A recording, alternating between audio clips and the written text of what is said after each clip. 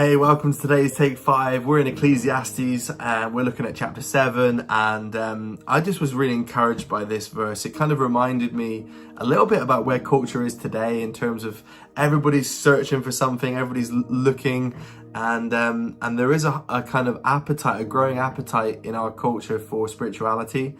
And I think a turn of phrase that I've heard recently from someone is that the tide has gone out. Okay, normally we talk about the tide coming in, but almost like the tide has gone out and people are going, what is there left?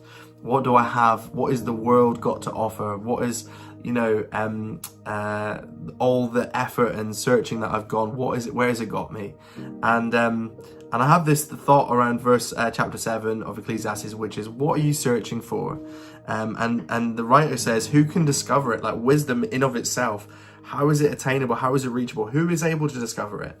And I think we can take assurance because we don't have to search for reading loads of storybooks or reading like loads of theological books to kind of grow in our own wisdom and knowledge. But actually, we know wisdom in Christ.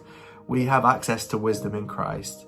Wisdom is Jesus. And so I'm grateful that we can not be like scrambling, searching. There's kind of like a word of warning in this chapter about, better word in verse 10. And it's just kind of like, I've heard this turn of phrase a few times from different people. And so it's just a word of warning that comes in verse 10, chapter 7. It says, better were the good old days, for it is not wise to ask such questions. So, we're talking about people that are searching. Sometimes people aren't searching for what's ahead, but they're almost like searching for what was in the past. And I think the text is saying there's danger in that mentality. And I know loads of people are like, oh, the good old days, like back when it was like this. And, there's something to be said in the nostalgia and enjoying that. But there's something dangerous in there as well, which is like, don't go searching for what was. It's unhealthy.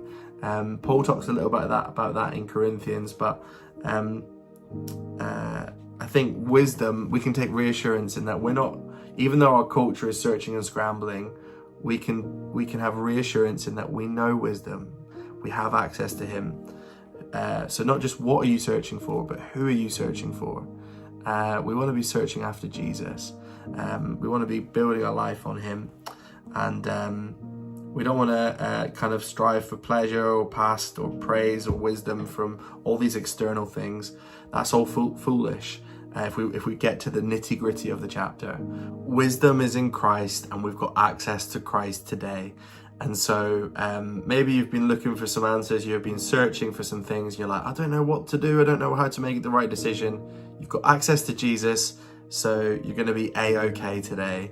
And I just pray you know Jesus' presence wherever you are, wherever you're listening to this. So I pray that encourages you and stirs you on in your faith. Thanks for listening. See you next time. Bye.